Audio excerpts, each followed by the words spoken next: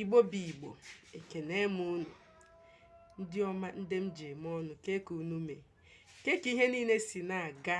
Ama m na onye ọbụla na-emeta ọfụma.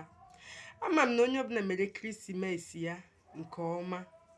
Ama m na ihe niile gara nke ọma, n'agbanyekwa n'ala anyị bụ Naịjirịa na ihe niile dị ike, o nwere ego n'ọnụ, n'ihe niile na-emego n'afọ a. Nke kachasị mkpa bụ na anyị dị ndụ wee mee ekeresimesi anyị. Onwe ihe karịrị ya.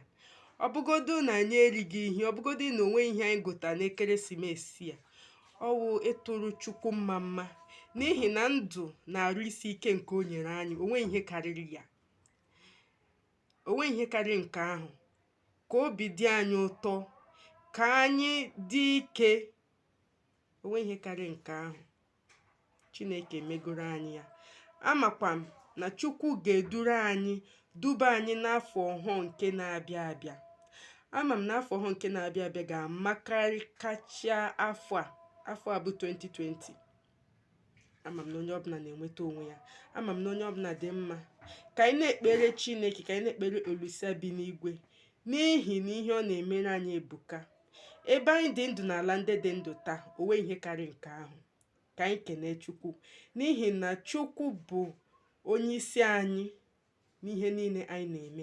Ka ihe niile anyị na-eme, ka anyị tinye Chukwu n'isi, n'ihi na anyị tinye Chukwu n'isi n'ihe niile anyị na-eme, ihe niile anyị na-eme ga-aga siriri werere. Ihe ọzọ m na-ekwukwa bụ, anyị na-achọ ịba n'afọ bụ 2021. Anyị na-erikwa ekeresimesi anyị, ka anyị na-echetakwa na anyị nwere ihe ndị ọzọ dị anyị ga-eme na 2021. Ka anyị ghara iricha ego niile anyị nwere, ka anyị dobekwa ego anyị ga-eji mee ihe n'afọ 2021.